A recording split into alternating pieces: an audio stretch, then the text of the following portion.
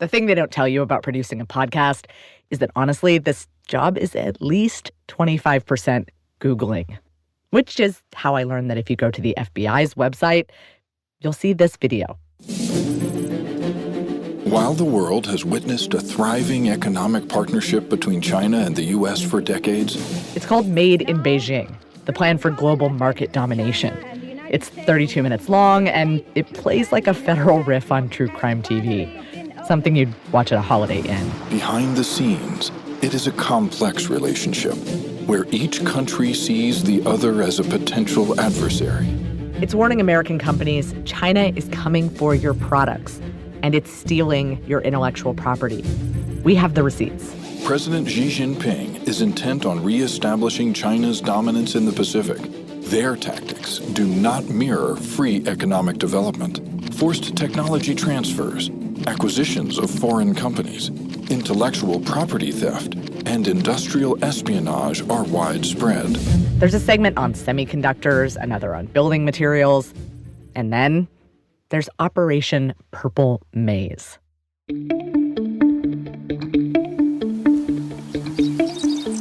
The story starts in the 2010s in Bondurant, Iowa, population 8,000. The town sits right outside Des Moines in corn country, USA, and by September, the stalks are tall and dry, nearly ready for harvest. One morning, a farmer calls the cops. There's this guy hanging around a field near town, and he's wearing a suit. A big SUV dropped him off.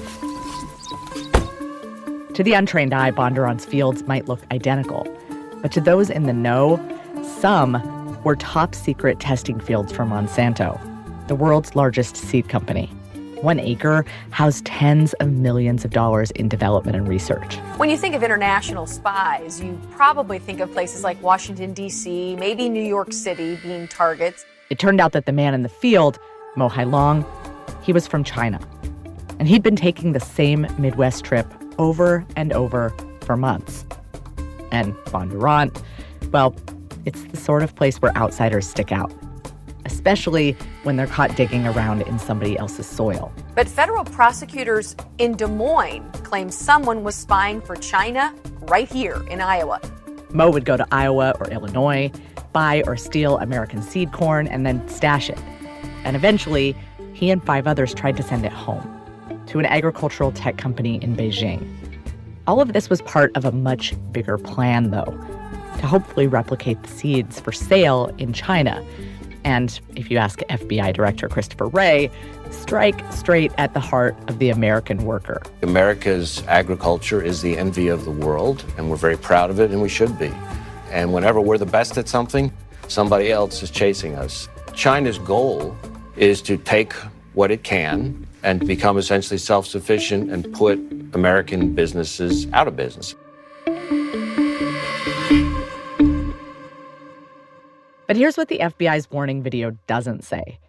If you leave Bondurant, Iowa, and take a drive down the highway, all that corn that you'll see out the window, there's a decent chance it's bound for China. It's a country that's seen incredible growth over the last 50 years. And with that, major changes in the country's diet and agriculture.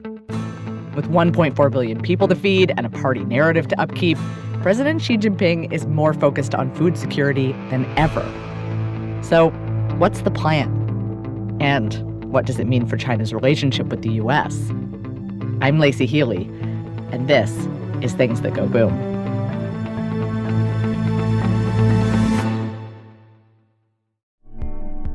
Experiencing the news each day can feel like a journey. With Up First from NPR, it doesn't have to be. Welcome to 15 easy minutes of breaking news, clarity on international and national affairs, all handed over not from some floating voice in the sky, from us, Layla, A, Steve, and me, Rachel. Start your day informed. Subscribe to Up First wherever you get your podcasts.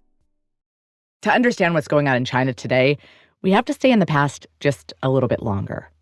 February 2012, to be exact, when China was near a turning point. The country's president, Hu Jintao, was about to step down after 10 years in power. And the man who would take the job, well, he was on state business, taking a trip down memory lane. Good evening. I am truly honored to formally welcome Vice President Xi Jinping from the People's Republic of China to Iowa. That's then Governor Terry Branstad opening a state dinner for Xi at Iowa's Capitol. Flags from the U.S., China, and Iowa hang from the ceiling. A crowd of suits take their seats in gold chairs. The image is a far cry from when the two first met in 1985, when, as the lore goes, Xi Jinping fell in love with the American Midwest. It's very difficult to glean that much about who Xi Jinping truly is and what his attitude to the US-China relationship is from Iowa and from his 2 weeks there in 1985. That's Sue-Lin Wong. She's a journalist at The Economist and the host of The Prince, a podcast about Xi, which is how she learned that back then, maybe even more than now, he was somebody with a lot to prove. Xi Jinping was born into Chinese Communist Party royalty. His dad was one of the founding fathers of modern China and fought alongside Mao Zedong in the Civil War. And for the first years of his life in the 1950s, he lived in luxury. Security guards, nannies, housekeepers, the whole 9 yards. But when Xi Jinping was 9 years old, his dad fell out with Mao and was purged, and Xi Jinping's whole world was turned upside down. This was just around the time that the Cultural Revolution was getting started, and this was when Mao Zedong unleashed mobs loyal to him across Chinese society, and they would beat, torture, and kill anyone they saw as an enemy, which was, very, very loosely defined, and it was defined by Mao and his Red Guards. And so these mobs were unleashed onto Xi Jinping, and Xi Jinping talks about how he was given 5 minutes to live by these Red Guards, and he genuinely feared for his life. Xi's family lost everything. And for the first time in his life, he was hungry. So food and food security and not having enough to eat are all things that Xi Jinping can very, very personally relate to, even if he grew up in the top 0.001% of Chinese people. Between 1958 and 1961, 30 million Chinese people starved to death during the Great Famine. But even after that, food was still a serious issue. And the Xi family name no longer protected him from imprisonment. Once the Cultural Revolution started, he was sent to a detention center. He talks about how he jumped out of one of the windows of the detention center in the middle of the night. It was raining, and he ran home to his mom, shivering, and begged her for a piece of food because he was so hungry. And she threw him out into the dark night because he still had a few siblings at home, and his mother was worried that if she was caught feeding a counter-revolutionary, that would get her into trouble and no one would be able to look after his younger siblings. Mao Zedong's government also believed that China's most privileged urban youth should learn humility from the peasants. And learn the value of hard work, so to speak. So the country shipped 17 million young people off to the countryside, including Xi Jinping. Where conditions are brutal. So, there's no electricity in the village he goes to. He lives in a cave. He is forced to do very, very hard farm work. There is not enough food, again, a recurring theme. And he eventually comes across a piece of raw meat, and he just gobbles it down uncooked because he hadn't seen meat in such a long time. That's his reality for 7 years. I don't think there are many other world leaders who can put that on their resume. Xi eventually gets his first job with a top Chinese military officer and decides to go back to the provinces. It was seen as a way of proving yourself, putting the work in for the party. So he goes off to this rural backwater in Hebei province, which is nearby Beijing, and he starts as a deputy party secretary, and so the number 2 person in that seat, and he works his way up through the Chinese Communist Party. And one day, at the tender age of 32, he gets the call that he's going on his first diplomatic trip to America. It turns out they didn't have much clothing, and so they had one Western suit each, and every night they would wash their shirts and wash their socks in the sinks of their hotel rooms to make sure they were dry for the next day and so that they would look presentable. She and the delegates mostly stayed in hotels. But for 2 nights while passing through the town of Muscatine, Iowa, they did homestays. like exchange students. They had a potluck dinner for the Chinese delegates. Xi Jinping apparently had no idea what a potluck dinner was, and it was very difficult trying to explain what a potluck dinner is, especially through a translator. At home, he slept in a family's spare bedroom, once belonging to their grown son. That was apparently covered in posters of Star Trek and Star Wars. His host sister asked him if he'd seen any American movies. And he said he had seen The Godfather and The Deer Hunter. Leave the gun. Take the cannoli. Make of that what you will. But the world, including America, hoped that the communist country might steer itself into capitalist growth. So much so that Iowa and Xi's Hubei delegation signed a sister state agreement. China is now the state's third largest trading partner. And the Muscatine, Iowa house he stayed in has been turned into a museum and a destination for Chinese tourists. Sue-Lin thinks that Xi's experience there probably did make a real impact on him. He's hosted the Iowans he met in China and exchanged letters over the years. But he wasn't just there to make memories. The story goes that the night before Xi Jinping and the other 4 Chinese officials left for Iowa, Xi Jinping's dad invited them over for dinner, a very simple Chinese meal, and said, "Your job in Iowa is to learn how to feed our people." Wendong Zhang is an assistant economics professor at Cornell University with a focus on agriculture. And he told me that China's hunger during Xi Jinping's childhood was partially because farms weren't yielding enough food for everybody.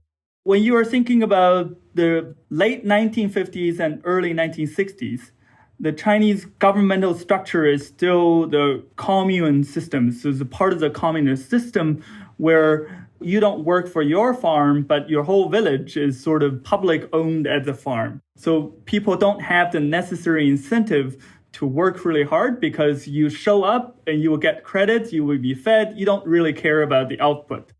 That all started to change in the 1980s, around Xi's first trip to Iowa. The country was experimenting with agricultural reforms that could stem its food insecurity.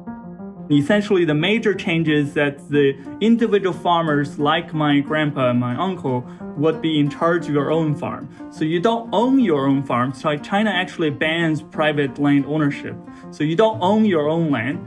But the Chinese government essentially designed a clever way to say that you can pretend to own your land. The village owns the land, but based on your household count, we'll give the land for free to you as a 30-year lease.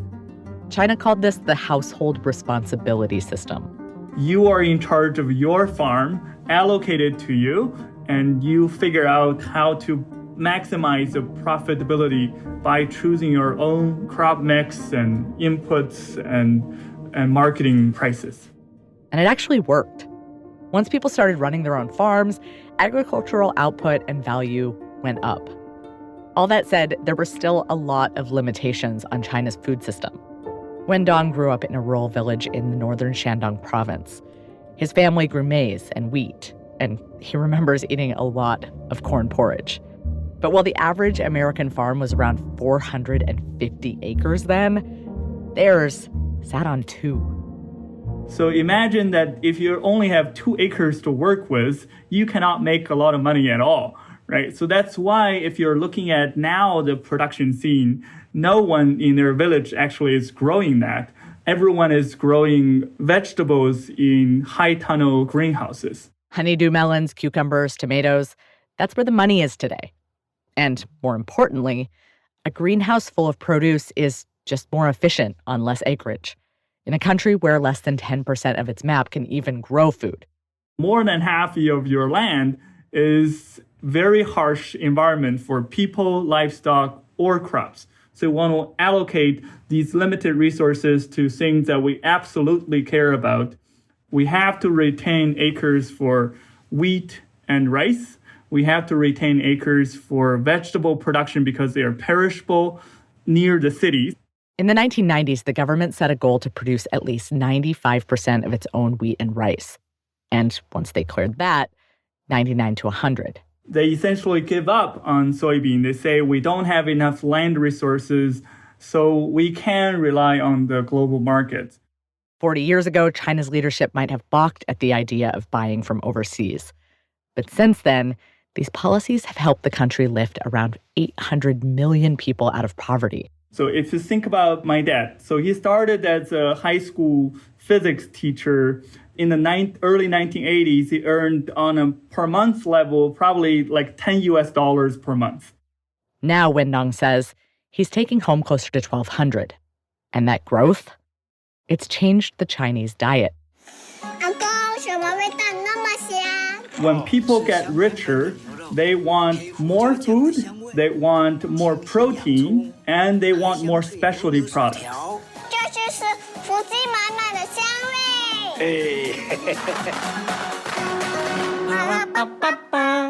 For the people who are especially richer, that is the top 10, 15% of the people in China, especially in urban areas, they are no longer just satisfied eating what their parents are having. Wendong says gone are the corn porridge days. So I want to eat the steamed buns with pork, and I want to try beef, stewed beef. Today, China eats more meat than any other country in the world. And all that food, well, it has to eat too. 85% of the soybean China needs, primarily for livestock feed, are coming from the overseas. So either coming from Brazil or US or Argentina. Between 2000 and 2020, China's food imports grew from under $10 billion to $158 billion. It's bringing in more products than anyone. And people want high-quality, interesting food, like Chilean cherries, for example. The Chilean cherry is much larger than the Chinese native cherry. So this is what the nerdy economist would talk about. This is a conspicuous consumption that you can brag to your neighbors that you look that I have something bigger because now I have money. If you look at Washington state, these larger and most pretty and probably very sweet cherries are not going to New York City. So the New York customer actually don't even see them. So they are all going to Asia, and a lot of them are going to China. And all of this trade, it's a double-edged sword. China needs other countries to eat. That's helped the CCP forge ties with other nations and fight hunger. On the other hand, China needs other countries to eat. A thought that seems to haunt Xi Jinping's food policy. One of the key things that he emphasized a lot is security. So now the rhetoric is that, yes, it is still a strategic opportunity, but alongside with unprecedented risks. And if there's anything to know about Xi Jinping, it's that he loves a good slogan. So he used a phrase that the food that we give to the Chinese people, our food bowl should be in our own hands to make sure that we are free of these risks for several reasons. That's after the break.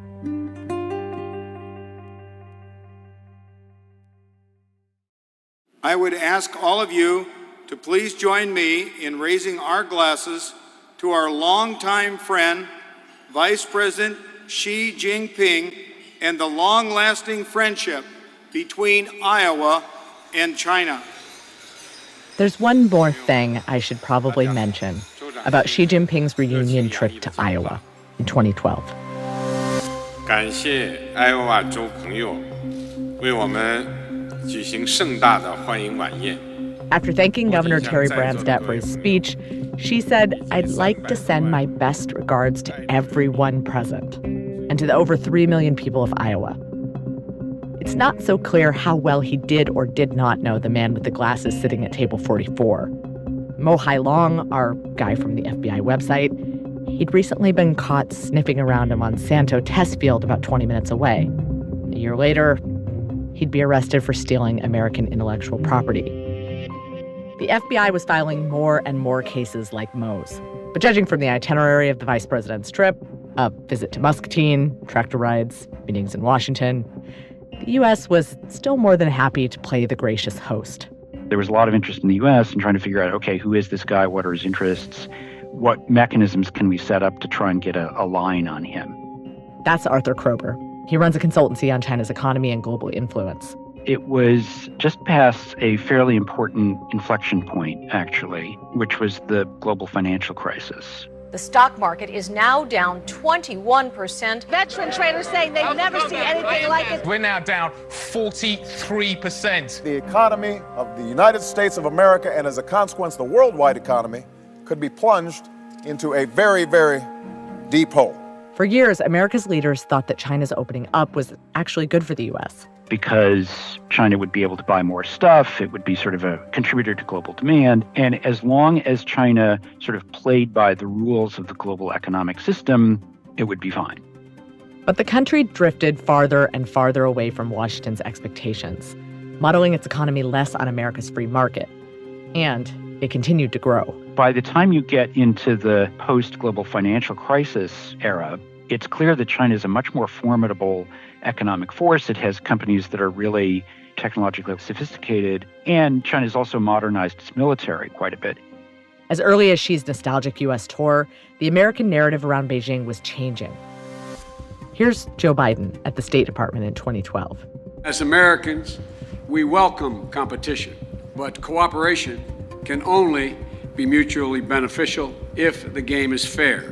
And that tension has become the bedrock of the U.S.-China relationship. They are taking advantage of us, okay? Because they're doing too well. They're competing directly with U.S. companies, supposedly. I think in reality, they're not doing very much of that, but that's the story. It doesn't help that the country's penchant for IP theft, like Mo Hailong stealing seed corn, has increasingly seemed to yield real results for China that go beyond the ag sector. It's actually more of a severe threat because China was theoretically using this misappropriation of IP to create direct competitors to U.S. technology companies or to strengthen its military. And the narrative around China's president, that's changed too. Here's Sue-Lin Wong. Xi Jinping is driven by power, by an understanding of his own history and China's history, by the sense of privilege and entitlement, because he genuinely believes he is a true inheritor of the Chinese Communist Party revolution. There was a lot of speculation, both among Chinese people, but also foreign journalists and China watchers, that Xi Jinping might be pretty open and a bit of a reformer because his dad was known to have that kind of attitude, but that turned out to not be the right conclusions to draw. Over the past 10 years, Xi Jinping has made China much less free, much more closed, and much more authoritarian. He is driven by this absolute fear of chaos, an obsession with control. There are all these people very, very loyal to Xi Jinping at the very top of the party now, and there is a real emphasis on national security. So everything in China now is framed around what are the national security implications of this? And national security is very, very broadly defined and defined by the Chinese Communist Party. And of course, food security is one of these national security priorities. And if you hear Xi talk about his vision for China, more often than not, you'll hear him wax about self-sufficiency, the holding of the food bowl. So there is a very strong desire to make sure, as a matter of basic governance, that everyone in China can be adequately fed, and that's no easy task, given that China has essentially 20% of the world's population, but only 7% of the world's arable land. There's always this concern, we, China, are a lonely country. We have no allies. What if we get in a big war with someone? We have to be able, in a really bad situation like that, to meet the basic needs of our population. Which is why this effort to become self-sufficient, it doesn't just apply to food. Under the Xi administration, China has rolled out several major initiatives aimed at modernizing the country.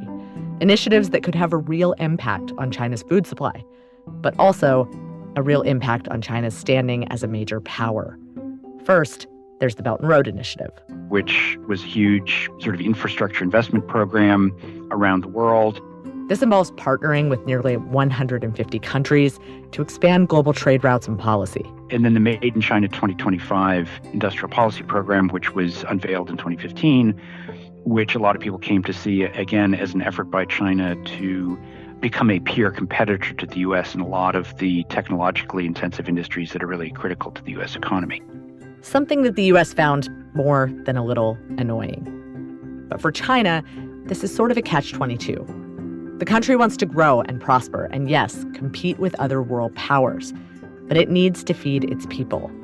No matter how you slice it, that means investing in itself, which is partly why the country plans to produce 90% of its own agricultural equipment by 2025. And related to that goal, build up its seed industry.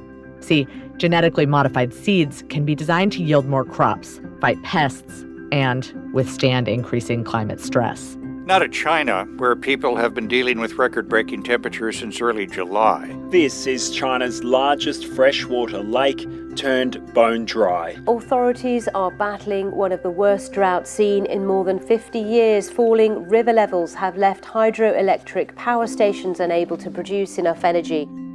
So it's not just a matter of can we feed our population, but can we feed our population with a minimal reliance on imports?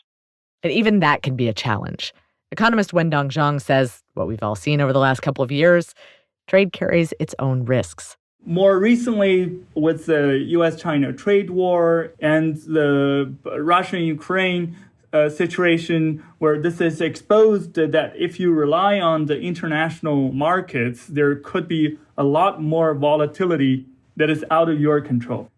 China is so big that even if you have a 10% shortage for the wheat and rice production, for example, there's no other countries can quickly produce this massive quantity, that the 10% of the shortfall in China is too big for the global market to handle. China's answer has been to diversify its trade, sometimes for political benefit as much as keeping the shelves stocked. China's been increasing its food imports, for example, from countries like Brazil, which can send a less obvious but equally powerful message to its top frenemy.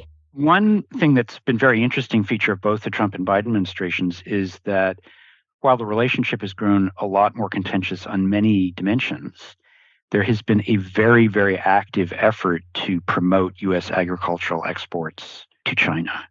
Some of America's reddest states, represented by Congress's biggest China hawks, rely on the country to buy billions of dollars in corn, soybeans, and more. And I think from the Chinese perspective, it's useful to have that kind of as a bargaining chip. But the general political or ideological atmosphere in the farm states tends to be much more conservative than the country as a whole, tends to be a little bit on the libertarian side of things. So to the degree that politicians from these states represent not just the material interests of this or that industry, but also kind of a political ideology or ethos, they are, very disposed to view China as a problem because it's a geopolitical threat and because it's a country that has a very different and non-democratic political system, and this is viewed as a problem. Food production in the U.S. is a lot more closely connected to China than many people realize. In fact, Smithfield Foods controls about a quarter of the U.S. pork market, and it's owned by a company in Hong Kong. So there's very strong support in farm country for a lot of sales to China. For Trump, because a lot of his political support came from the rural states. The Smithfield acquisition happened in 2013, 3 months before Mo Hailong's arrest. The purchase created enough of a stir in Washington to get the company's CEO yanked in front of the Senate Agricultural Committee. Here's former Senator Pat Roberts, a Republican from Kansas. I mean, did you expect that this committee would hold a hearing on the acquisition? I don't know that I contemplated that, no. Did you realize you were the victim of a Chinese communist plot? Senator, I did not. To this moment, I'm not sure I understand. I'm the victim of a communist plot. And the control of your company somehow to allow China to control the pork industry? Senator, I was not aware of that. Well, they own our debt, so you be careful here. For what it's worth, last year, Smithfield opened a 20 million cubic foot automated distribution center in northwest Kansas. That's 15 times the size of the U.S. Capitol Rotunda.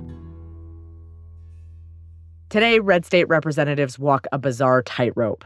Success means talking just enough smack about China to earn credit with your constituents, but not so much that you get a call from the Farm Bureau.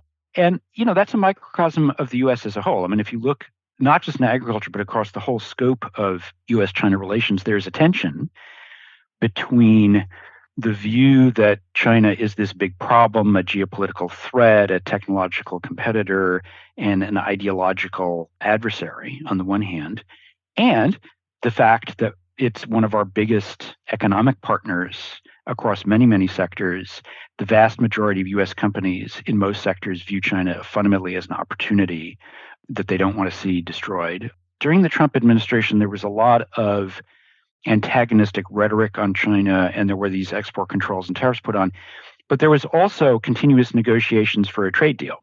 Biden administration has done nothing like that. There has been basically no real efforts to engage China on any kind of agreement.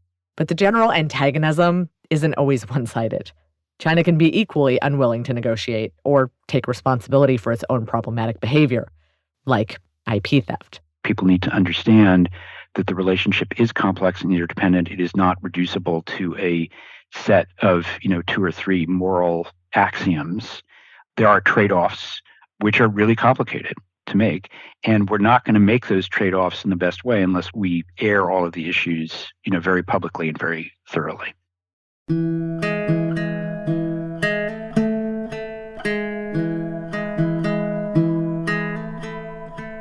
Sometimes it feels weird to personify countries. But even though this is a pretty niche part of the U.S.-China relationship, it's hard not to compare their respective journeys with food to the overall arc of their diplomacy. America has long seen itself as the global agricultural leader and innovator. The way Mr. Blasey feels about his farm goes deeper than profit and loss. His farm is as much a part of him as his head. It was the first country to industrialize its food supply, the home of the world's first tractor. There's evil in the world just the way there's good. And in a way, being a farmer means being on the side of what's good in nature and helping it to live and grow and protecting it against all the things that try to hurt it or kill it. And it's also a country whose policy and leaders haven't totally reckoned with the reality of co-sharing global leadership. They've said, look, the story of the world today is of a contest between democratic and authoritarian regimes. We believe in the U.S. that democracy is better, and so we're going to fight very hard to preserve and promote democratic values. And we recognize that one of the problems of democracy in the last 10 years is that it is seen by a lot of people as dysfunctional and not delivering good results for people. The subtext of that, which they will not say, is like, we have to prove that the United States can deliver as well for its people as the Communist Party has delivered for its people over the last 20 years in China. And I think a lot of people in the Biden administration in Washington would deny this, but to me, that's the fundamental difference. We no longer consider it to be in the national interest for China to be highly successful economically. We can't prevent them from being successful if they work really hard on that, but we can throw some sand in the gears. From the party's perspective, they see America and its allies as doing everything that they can to keep China down. They think that the West is selfish and wants to keep power in the West and is denying the inevitable, which is the rise of China. And I think that's something often that's missed over here, is that a very large proportion of people who are alive in China today have personal memories of basically not having enough to eat. And the fact that this is no longer a problem is a huge source of pride. Food is important in all countries. It is particularly salient in Chinese culture. People invest a lot of mental energy in thinking and talking about food just generally. If you go to like a dinner party in the US or whatever, people talk about the weather, or there are various sort of default topics that are random. In China, the default topic is always the food, right? The thing that you can go to immediately that is non-contentious and is the sort of the icebreaker or whatever is talking about, the stuff that's on the plate in front of you and so forth.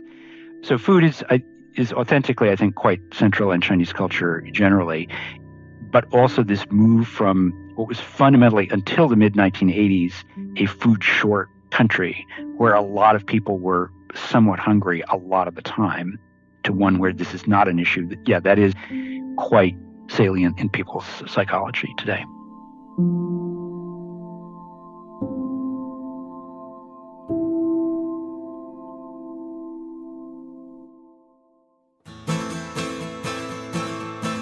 Things That Go Boom is distributed by Inkstick Media and PRX. This episode was produced by Christina Stella and me, and edited by Nikki Galtulin, Katie Toth, and Sahar Khan. Our music for the show is written by Darian Schulman, and Robin Wise makes each episode sound sweeter than a fresh Chilean cherry. Thanks to the supporters and foundations that make our work possible: the Carnegie Corporation of New York and Plowshares Fund, as well as Inkstick supporters, including the Cologne Foundation, Craig Newmark Foundation, Prospect Hill Foundation, and the Jubitz Family Foundation. If you're listening and you like what we do, we would love to hear from you. As always, go on over and leave us a review. And come visit us anytime on social at Inkstick Media. Happy New Year, and we'll see you right back here in 2 weeks.